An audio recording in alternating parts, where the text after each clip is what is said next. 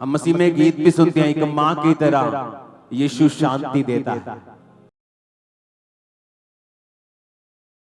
जब पवित्र आत्मा आपकी लाइफ में होता है, आपको कंफर्ट देता है।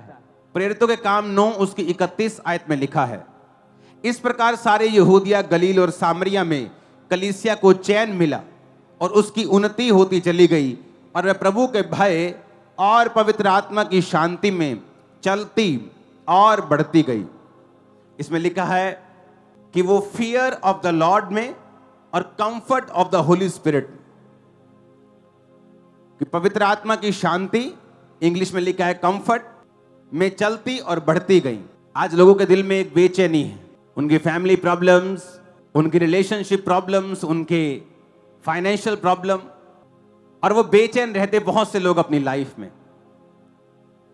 लेकिन वचन ये कहता है कि अगर पवित्र आत्मा तुम्हारी जिंदगी में हो तो वो तुम्हें कंफर्ट देगा, वो तुम्हें शांति देगा। हम मसीह में गीत भी सुनते हैं, एक माँ की तरह यीशु शांति देता है। सुना है गीत? बाइबल में लिखा है कि कलीसिया पवित्र आत्मा की शांति में बढ़ती गई और चलती गई, और प्रभु के भय और पवित्र आत्मा की शांति में कलीसिया चलती और बढ़ती गई। जब पवित्र आत्मा आपकी लाइफ में होता है, आपको कंफर्ट देता है। वो कंफर्ट जो कई बार एक बच्चा अपनी माँ के पास फील करता है।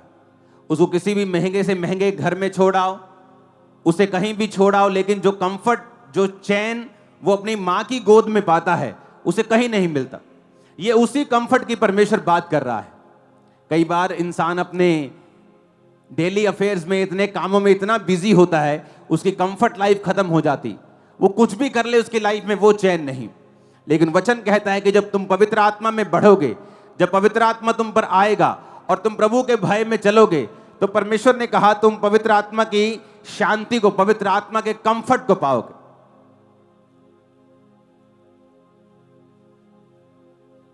2004 में जब मैं परमेश्वर में आया तो बहुत सारे डर, बहुत सारे दुख, बहुत सारे दुष्ट आत्माएं, बहुत सारी बीमारियां लाइफ में थी। एक ट्रबल्ड, एक टूटी हुई बहुत छोटी चीज है, उससे भी आगे कुछ होता है तो पिसी हुई लाइफ थी। ये जो बाइबल आप मेरे हाथ में देख रहे हो, ये मेरी फर्स्ट बाइबल है जो मुझे पहली बार मिली थी। और जहां जहां ये काली है, इधर ये वो हिस्से हैं जो मैंने पढ़े हैं और इन पे प्रार्थना की है। 2 चीजें हैं आपकी लाइफ में।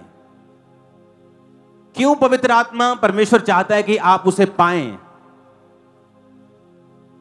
क्योंकि परमेश्वर ने कहा था मैं तुम्हें अनाथ नहीं छोड़ूंगा। इसका मतलब यह है कि चाहे तुम्हारे लाखों रिश्तेदार हों, बहनें हों, भाई हों, बेटे बेटियां हों, अगर पवित्र आत्मा तुम्हारे पास नहीं है तो तुम एक अनाथ की तरह हो। एक अनाथ बच्चा, अगर आप उसके दिल में जाके घुसेंगे तो वो सेटिस्फाइड नहीं होता। एक कमी उसकी लाइफ में होती है। चाहे उसको जितने मर्जी अच्छे पेरेंट्स मिल जाएं, उसको संभालने वाले मिल जाएं, लेकिन हमेशा एक वैक्यूम उसके हार्ट में रहता है कि जिसने उसे पैदा किया है वो कहां है, उसका मां, उसका बाप जो है वो कहां है।